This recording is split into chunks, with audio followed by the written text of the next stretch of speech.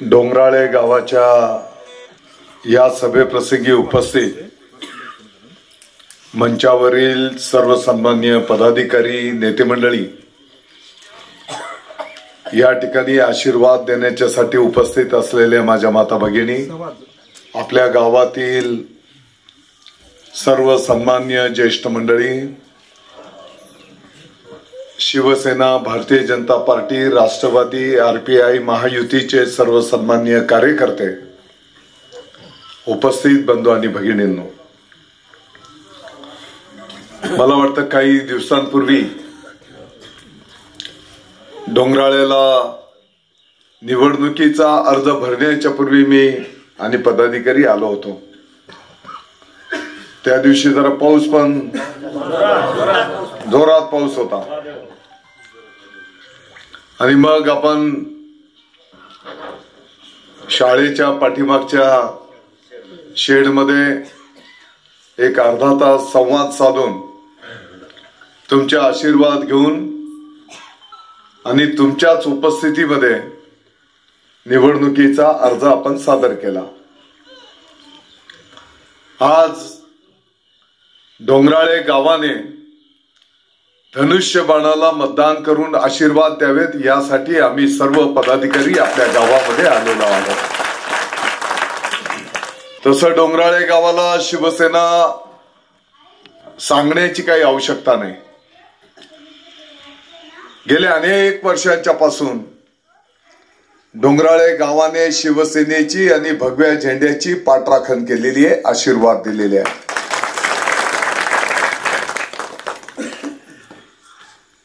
या निवडणुकीला सामोरं जात असताना त्या गावाच्या विकासासाठी काय काय कामं झाली, तालुका पातळीवर काय कामं झाली, राज्य सरकारच्या योजना, केंद्र सरकारच्या योजना, त्या गावातल्या कार्यकर्त्यांनी जीवाचं रान करून त्या गावाच्यासाठी राबवलेल्या योजना, केलेली विकास कामं, हे सर्व घेऊन आणि भविष्यामध्ये आपल्याला काय काम करायचं आहे हा अजेंडा घेऊन आपण जनतेच्या दरबारात त्या ठिकाणी जात आहोत। यासले जर मतदान अधिकार राहता ना तर समोरला डिपॉझिट जमा करतात। मला वाटतं की तुम्ही त्यांना डोंगराळे गाव फिरून दाखवा, ते शेड दाखवा, गावात झालेले रस्ते दाखवा, आपल्या जिल्हा परिषदची शाळा दाखवा, शाळेच्या पाठीमागचं शेड दाखवा, तुमच्या सूचनेनुसार केलेले वन विभागाच्या जागेमध्ये बंधारे दाखवा, आहे का नाही? आणि मग त्यांना सांगा की ही कामं, छोटी मोठी कामं आम्ही केलेली आहेत। मला वाटतं मागच्या काही दिवसांपूर्वी तुम्ही सांगितलं होतं खैरनार गल्ली वाणी गल्ली राही जायच्या, चालू झालं ना?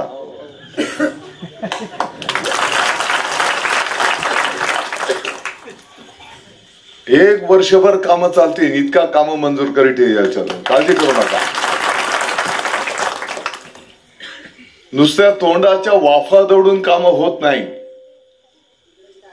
त्याचा पाठपुरावा लागतो, कागदपत्रांची पूर्तता करावी लागते। मला माहिती आहे आपण जे काय मेळवण काय बोलतात, मेळवण, मला माहिती आहे की मेळवणच्या भागातले 75% जे आपले गावातले ग्रामस्थ आहेत, कदाचित त्यांचे विचार वेगळे होते, परंतु विषय पाण्याचा आहे। दादा भुसेने काही खिशातनं दिलं नाही, विषय पाण्याचा आहे। आणि आज मी तुम्हाला दाव्याने सांगू शकतो ते पाणी त्या 75% सुद्धा धनुष्यबाणाला मतदान करायला आशीर्वाद देणार आहे का नाही? ते पाणी आशीर्वाद द्यायला लावेल. आणखी 2-3 साईट राहिलेले आहेत. 2025 मध्ये तुम्ही सांगाल तेवढी कामं पूर्ण केली जातील.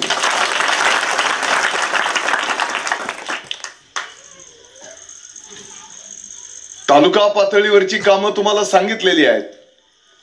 नामपूर रस्त्याला काष्टी फाट्यावर 650 एकर शेती महामंडळाच्या जमिनीवर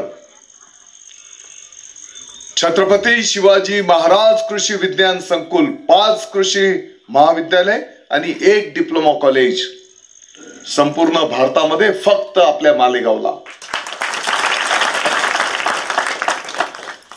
मालेगावच्या विद्यार्थ्यांना कृषीचं शिक्षण घ्यायचं असेल त्यांना आता बाहेर जायची गरज नाही.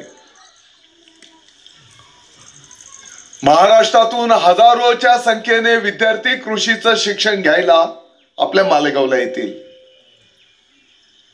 शेकडो लोकांचा स्टाफ असणार आहे. मालेगावच्या शेतकऱ्यांच्या पासून तर महाराष्ट्राच्या शेतकऱ्यांची प्रगती झाली पाहिजे आणि म्हणून या 5 कृषी महाविद्यालयांच्या माध्यमातून मार्गदर्शन केलं जाणार आहे. बियाणं उपलब्ध करून दिले जातील, रोपं उपलब्ध करून दिले जातील, जीवाणू खतं उपलब्ध करून दिले जातील आणि एकंदरीत काय तर संपूर्ण महाराष्ट्र आपल्या मालेगावला जोडला जाणार आहे. उद्याला मालेगावच्या विकासाचा इतिहास जेव्हा लिहिला जाईल तर त्याच्यामध्ये हे 5 कृषी महाविद्यालय महत्वाची भूमिका पार पाडणार आहे. एवढंच मी तुम्हाला सांगतो. आणि आपल्या मालेगावचं काय नशीब असेल हे आपल्याला मिळालं. सटाणा रस्त्याला लोढा मार्केटच्या शेजारी 100 खाटांचं महिला व बाल रुग्णालय. आपल्यापैकी किती लोकांनी पाहिलं ताई? आपण किती? भरपूर ताईंनी पाहिलेलं आहे. कसं आहे हॉस्पिटल? चांगलं आहे. ऑपरेशनची गरज असेल ऑपरेशन करून त्या ताईला त्या आईला बरं करून त्यांना घरी सोडवलं जाईल. आपल्याला माहिती आहे एक महिला खासगी दवाखान्यामध्ये जर डिलिव्हरी असेल किती पैसे द्यावे लागतात? किती पैसे द्यावे लागतात? बरोबर. आपल्या या महिला रुग्णालयामध्ये कोणालाही 1 रुपया द्यावा लागणार नाही. जी आमची ताई महिला डिलिव्हरी तिकडे ऍडमिट होणार आहे त्या ताईच्या जेवणाची सुद्धा व्यवस्था सरकारने केलेली आहे. आपल्या गावातलं एखादं कोण पेशंट गेला होता? भरपूर झाले. ते बाळ ती ताई जेव्हा डिस्चार्ज दिला जाईल तर त्यांना घरापर्यंत गाडीने सुखरूप सोडवणं ही सुद्धा सरकारची जबाबदारी आहे. तुम्हाला माहिती आहे जर कधी एखादं बाळ कमी वजनाचं जन्माला आलं तर त्याला त्या काचेच्या पेटीत ट्रीटमेंट केली जायची. आता आई इकडे आणि बाळ दुसऱ्या हॉस्पिटलमध्ये असायचं. आता त्या बाळाच्या साठी सुद्धा व्यवस्था याच हॉस्पिटलमध्ये करण्यात आलेली आहे. आई पण तिथं राहील आणि बाळ पण तिथं राहील. आणि एवढंच नाही जर त्या रुग्णालयामध्ये आमची आई आमची बहीण त्यांना जर रक्ताची गरज पडली तर ते रक्त मोफत उपलब्ध करून देण्याची जबाबदारी शिवसेनेने स्वीकारलेली आहे. मागच्या 18 तारखेला उद्घाटन झालंय.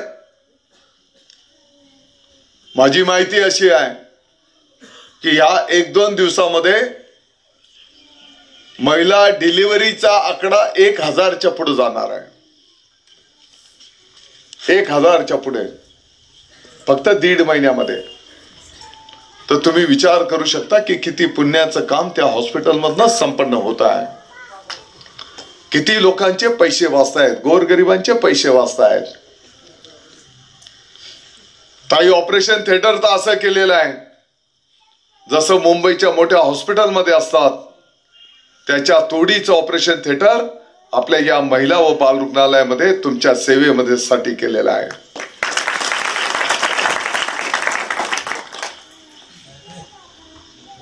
₹1 पीक विमा योजना संपूर्ण भारतात फक्त महाराष्ट्र आपलं एकमेव राज्य आहे की ₹1 पीक विम्याची योजना राबवली गेली. आपल्यापैकी किती शेतकऱ्यांना नुकसान भरपाईचा विमा मिळाला जरा हात वर करा. सगळ्यांना मिळाला. मालेगाव तालुक्याला 164 कोटी रुपये पीक विम्याची नुकसान भरपाई मिळाली आहे का नाही. आणि एकदम वेळेवर मिळाली. दीपावलीच्या वेळेस. आणि त्याच काळामध्ये मुख्यमंत्री महोदयांनी मुख्यमंत्री माझ्या लाडकी बहीण योजना प्रत्येक बहिणीच्या खात्यावर किती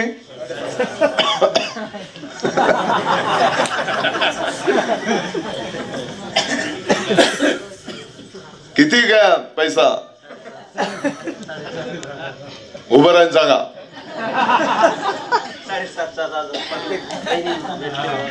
7,500 बरोबर. सन्मान निधी बहिणींच्या अकाउंटवर गेला. एका महिन्याला 1,500 रुपये बरोबर. मुख्यमंत्री महोदयांनी पैसे कोणाला पाठवले.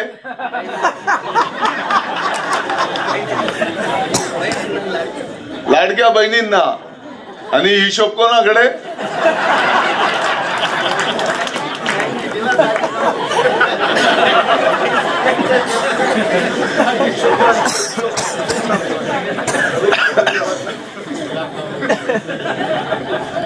आहे का नाही. ताई आधी तुम्हाला घर खर्च करायला 200-500 तुम्ही मागायचे. हे तुम्हाला 100-200 रुपये द्यायचे आहे का नाही. आता यांनी तुमचा मोबाईल त्यांच्याकडे घेऊन ठेवला. मोबाईल मध्ये मेसेज होणार का.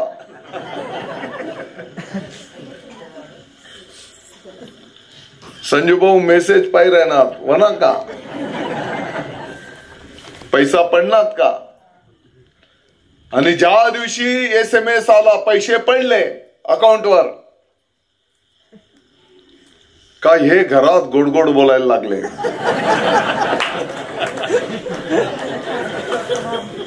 बरोबर आहे का नाही. घरात लगेच गोड बोलायला लागल्यात. वातावरण एकदम चांगलं. आणि मग हळूच सांगतात चाल मोटरसायकलवर बैस बँकात जावांचे.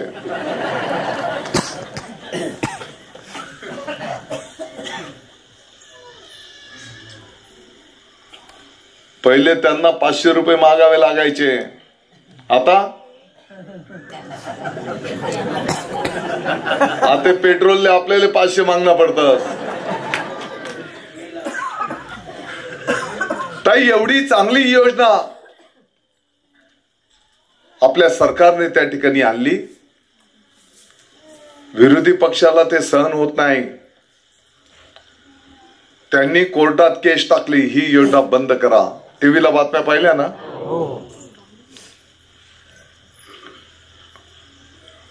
केस टाकली याला स्टे द्या. माननीय कोर्टाने त्याला स्टे दिला नाही.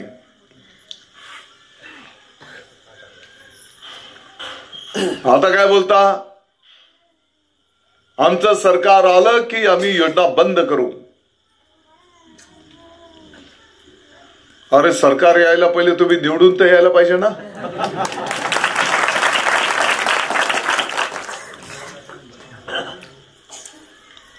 तुम्ही योजना बंद करायची भाषा करता. मुख्यमंत्री महोदय एकनाथजी शिंदे साहेब, उपमुख्यमंत्री माननीय देवेंद्रजी फडणवीस साहेब, माननीय अजितदादा पवार साहेबांनी ते 1500 रुपये पुढच्या महिन्यापासून 2100 रुपये करायचा निर्णय केला. करा तुम्ही योजना बंद करा. आणि संपूर्ण महाराष्ट्रामध्ये वातावरण आहे, मालेगावच नाही, लाडक्या बहिणीस विरोधकांना डिपॉझिट जमा करणार असते. मी तुम्हाला सांगतो, अगदी विरोधी पक्षाचा काय नेता जरी असेल ना, कदाचित तो त्याच्या पक्षाला मत देईल, पण त्याच्या घरातलं मत महायुतीलाच राहणार आहे. कारण त्या ताईंना माहिती आहे की गोरगरिबांच्या साठी ही खूप चांगली योजना आहे. पहिले बोलायचे 1500 रुपये कुठून आणणार, या सरकारकडे पैसे नाही. आता 7500 रुपये तर तुमच्या अकाउंटवर जमा झाले. आणि येणाऱ्या मार्च महिन्यापर्यंत तुमच्यासाठी जो निधी लागणार आहे, मालेगावचा जर विचार केला तर शहर आणि तालुका 2,25,000 लाडक्या बहिणी, महाराष्ट्राचा जर विचार केला 2,40,00,000 लाडक्या बहिणी, त्यांच्यासाठी जो निधी लागणार आहे तो निधी बजेटमध्ये तरतूद केलेली असल्यामुळे तिजोरीमध्ये तो बाजूलाच काढून ठेवलेला आहे तुमच्यासाठी.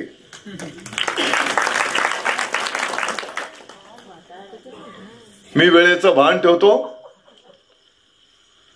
शेतकऱ्यांना वीज बिल किती येत आहे? 0. मागची थकबाकी बरोबर. दादा एसटी मध्ये किती भाडं लागतं तुम्हाला? भाडं नाही लागत, आहे का नाही? म्हणजे आपण एक शब्द खोटं बोलू का काय? आतापर्यंत मी जे काही बोलतोय, ताई तुम्हाला एसटीत किती भाडं लागतं? अर्ध तिकीट बरोबर. आदिवासी बांधवांना मालेगाव तालुक्यामधले 3000 घर स्पेशल केस म्हणून सरकारने मंजूर करून दिलेले आहेत, शबरी आवास योजनेच्या माध्यमातून.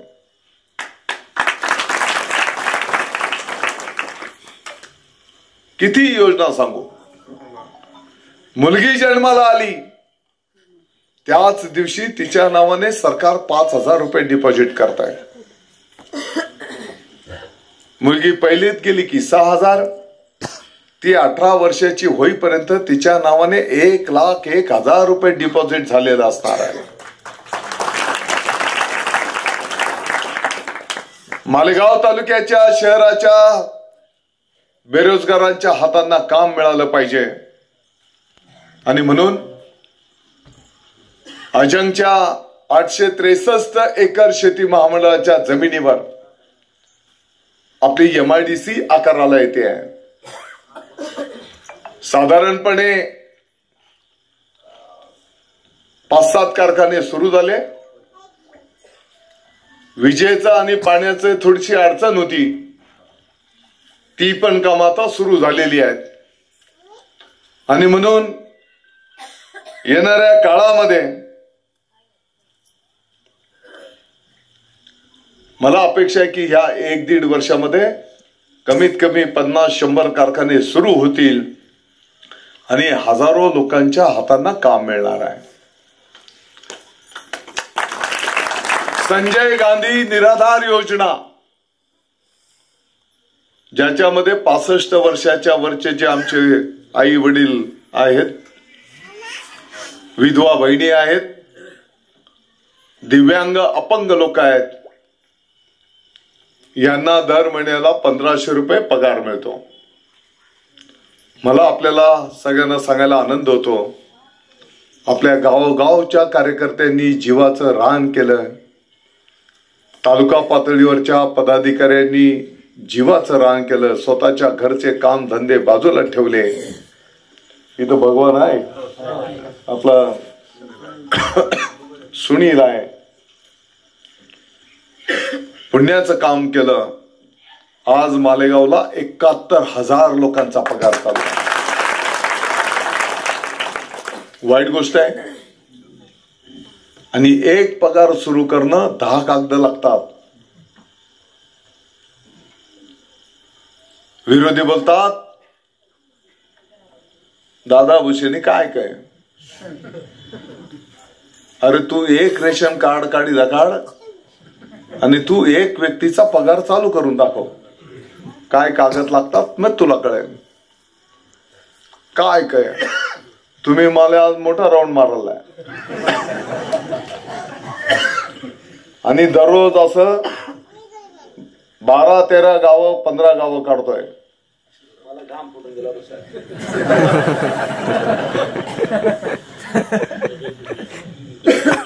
मला म्हणणं असे की प्रत्येक उमेदवाराला असं फिरवायला पाहिजे.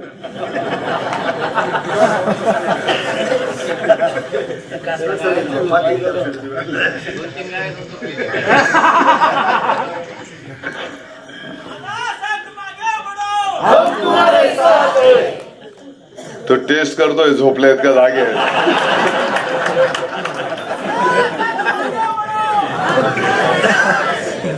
आता हे जे 1500 रुपये आहेत ना, माझी माहिती आहे की डोंगराळ्याला 400 लोकांचा पगार चालू आहे. 400 लोकांचा.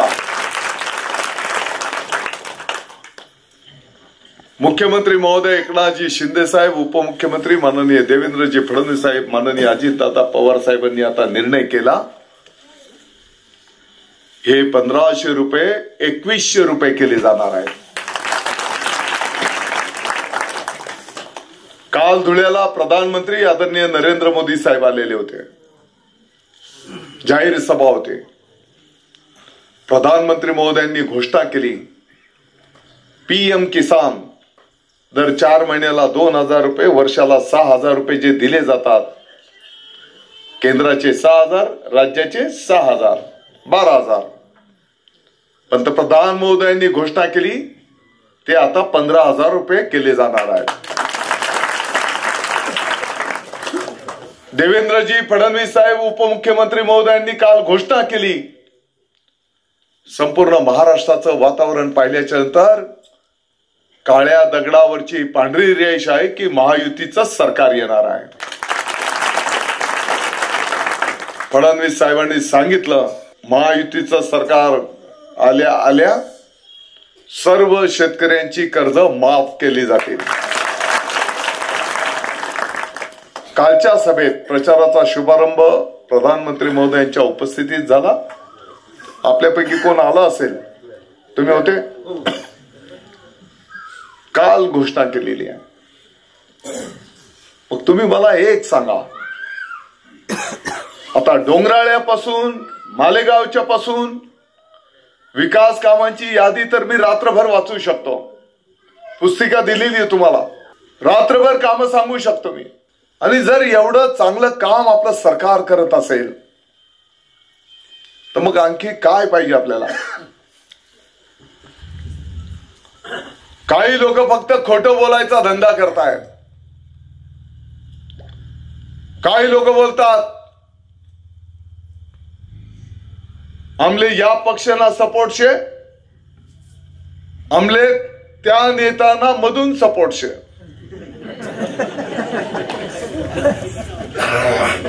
अरे मधला आणि बाहेरना. मला एक बातमी आता कोण दाखवत होता, एकाची हकालपट्टी केली गेली भाजप पक्षामधून, है ना? आणि मला काय घेणं देणं नाही. माझं तर म्हणणं असं आहे की एकदा सोक्षमोक्ष झाला पाहिजे, आहे का नाही? शेवटी जनता जनार्दन सर्वश्रेष्ठ आहे. जनता जनार्दन ठरवेल ना. दादा भुसे जर चुकीचा असेल, वाईट असेल, मत देणार नाही. काही लोक माझा बाप काढतात, खालच्या पातळीवरून बोलतात. त्यांना मी सांगू इच्छितो, माझ्या वडिलांविषयी बोलला, अपमानास्पद बोलला मी सहन करेल,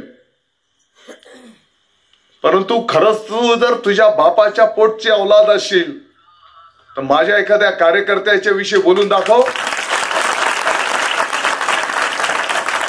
तुला घराच्या बाहेर सुद्धा पडू देणार नाही.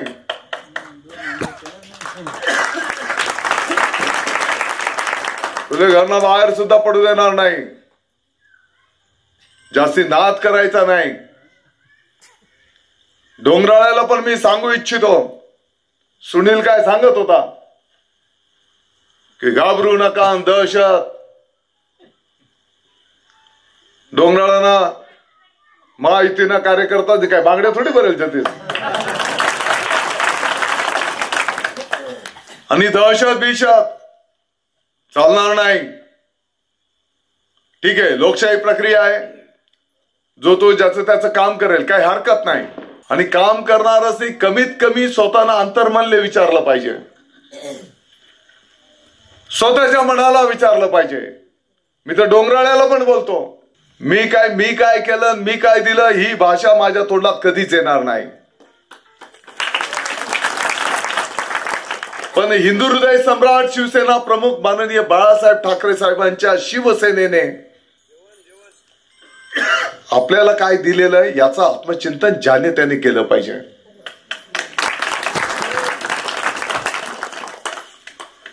आणि एवढं केल्याच्या नंतर जर कोण दादागिरी, नामुक, ढमुक, फार जास्त जीव तोडानं काम कोणी करू नये, नाही का नाही. ते आपला शेत म्हणत जीव म्हणजे जास्त चुकीचं बोललं जाऊ नये, त्याने आत्मचिंतन केलं पाहिजे. हा, समजदार को इशारा काफी आहे. असो, किती वाजणार, हा चाललंय रातभर. एक जण बोलतो, ज्या उमेदवार आहेत ना 4.5 वर्ष गायब राहतच आणि आता निवडणुका लागण्यात तर घुंगरू बांधीसून नाचायला लागणार. एक बोलतो, दादा भुसेने मालेगाव पासून मुंबई पर्यंत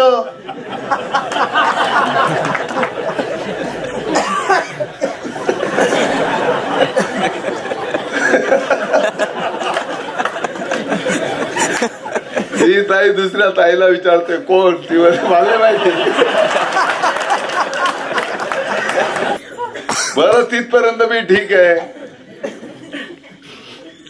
मुंबई पर्यंत आणखी पुढे काय बोलतो, दादा भुसेचा दुबईला बंगला आहे, गोव्याला बंगला आहे. आता किती वाजणार, 8:30. आता त्याचे टिक चालू आहे गेवी, आहे का नाही. त्यासल्या ते सुचणार नाही. व्हॉट्सअप चाली, हा रातना व्हॉट्सअप चालाय. आणि मग कार्यक्रम सुरू होईना की मग गोवा आणि दुबई, गोवा आणि दुबई. त्यांना दुसरं सुचत आहे ना काय. तर असली ही खोटारडी लोक आहेत. मी अजून पातळी सोडणार नाही, 2-4दा मी सहन केलेला आहे. पण जर कोण जास्ती पातळी सोडणार असेल तर 2 आयटम जरी दाखवले तरी यांना जनतेमध्ये तोंड दाखवायला जागा राहणार नाही. आपली ती संस्कृती नाहीये.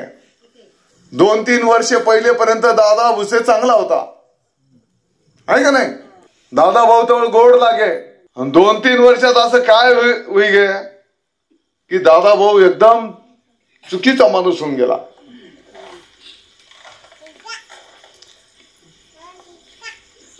तुमच्या आशीर्वादाने 4 वेळेस लोकप्रतिनिधित्व करण्याची तुम्ही संधी दिलेली आहे. काही लोक अफवा पसरवत आहेत, इतका पैसा पाठवी देणार छे आणि एवढं एक मतदानले इतका पैसा मिळणार शेतस. अरे या फार जुन्या गोष्टी वेगळ्या आहे का नाही. आणि आपसामध्ये वाद कसे होतील पण हे जुन्या गोष्टी झाल्या. पैशांनी जर लोक विकत घेता आली असती तर दादा भुसेला तुम्ही 4दा निवडून दिलं असतं का? तुम्ही मला एक गोष्ट सांगा, या 20 वर्षाच्या कालावधीमध्ये 25 वर्षाच्या कालावधीमध्ये कधी सुख दुःखाचा प्रसंग आला असेल, 4-8 दिवस पुढे मागे झाला असेल, मी नाही बोलत नाही, परंतु 75% त्या ठिकाणी उपस्थित राहण्याचा आपण सर्वांनी प्रामाणिकपणे प्रयत्न केलेला आहे. निवडणुकीपुरतं नाही, काही लोक आता निवडणूक आलेली आहे दारवर जावं लागतात. बैलना दारू जाईल ना, बैल मरी गया.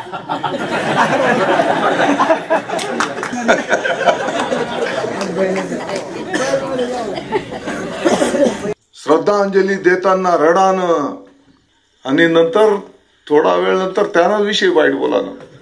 मला काही कोणावर टीका टिप्पणी करायची नाही. ते थोडं जास्ती बोलतायत तर मी फक्त थोडं टायटल दिलं, बाकी काय नाही.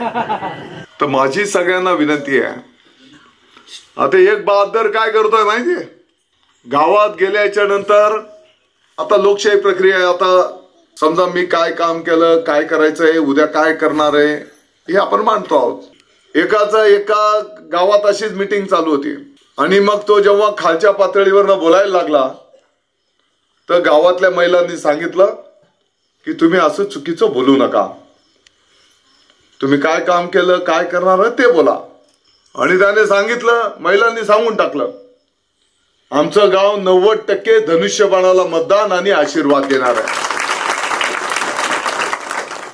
तरी तो हुशार काय बोलस, ठीक आहे तुम्ही धनुष्यबाणाला मतदान देणार आहेत ना, मग धनुष्यबाणाला मत द्या आणि एक मत मला द्या.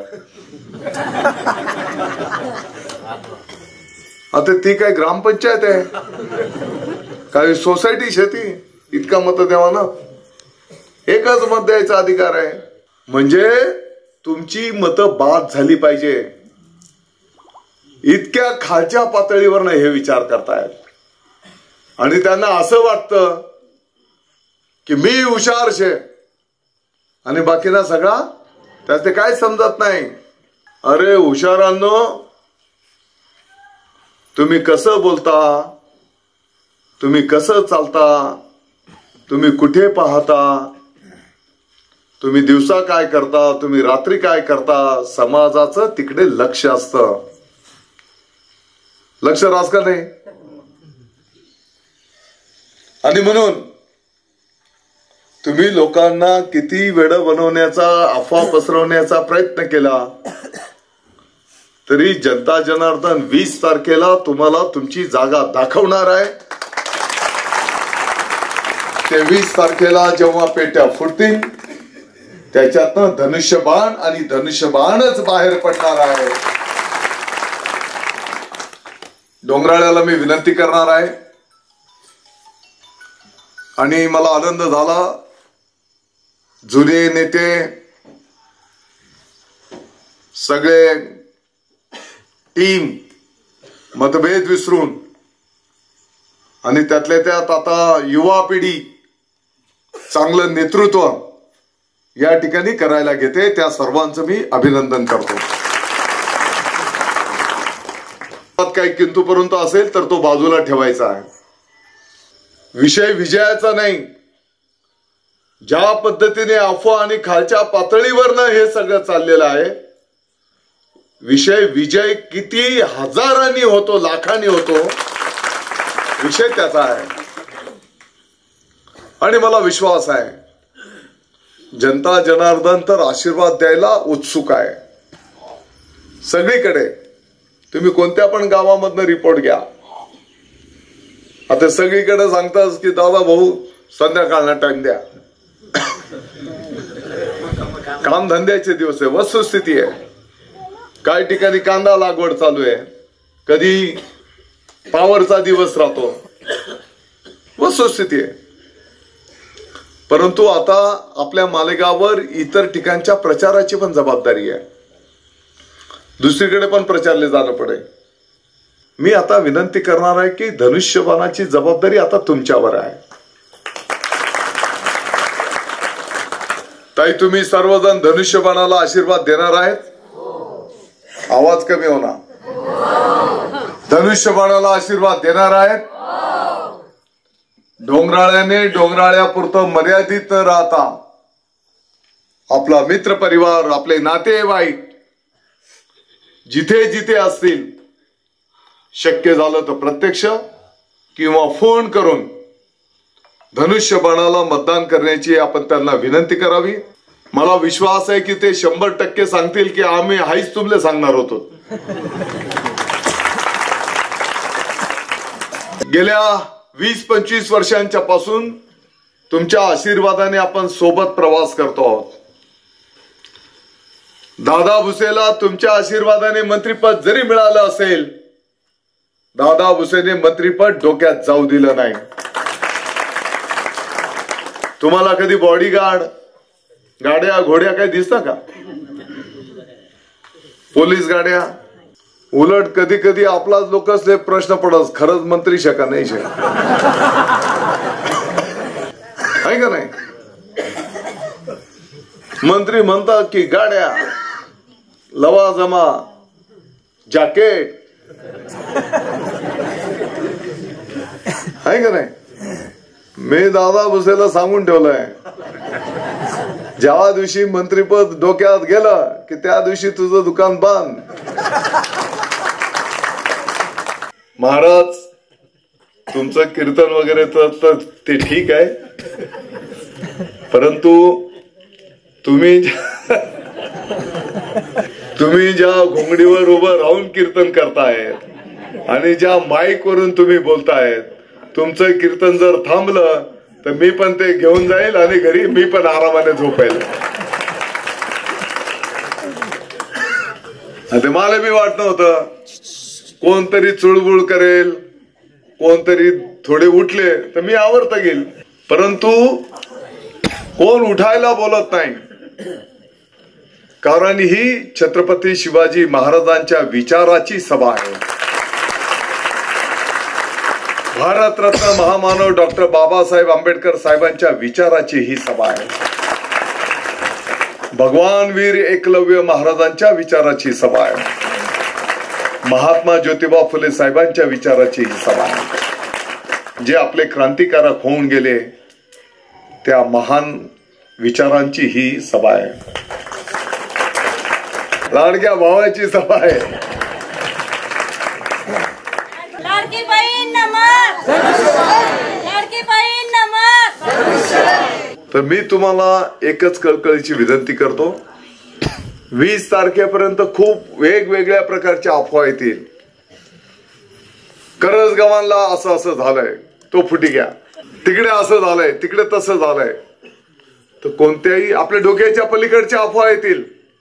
तर अशा अफवांवर विश्वास ठेवू नका. जो विकासाचा रथ आपल्या तालुक्याचा निघालेला आहे, येणारं सरकार आपलंच आहे.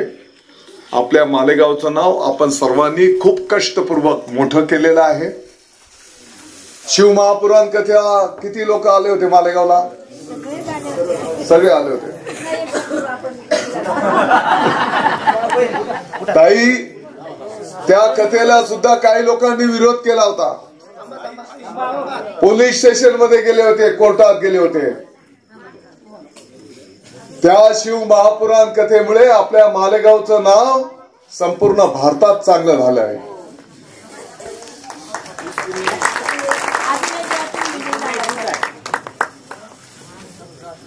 अशा काही प्रवृत्ती आहेत आणि म्हणून येणाऱ्या 20 तारखेला सकाळी लवकर उठून स्वच्छ आंघोळ करून देवाची पूजा करून, ताई घरी फक्त चहा पाणी करायचा, पहिले सर्व घरातल्या लोकांना घेऊन मतदान करायचं आणि मग स्वयंपाक आणि जेवण करायचं. मान्य आहे? चला मी आपल्या सर्वांचा आभार मानतो. जय हिंद, जय महाराष्ट्र.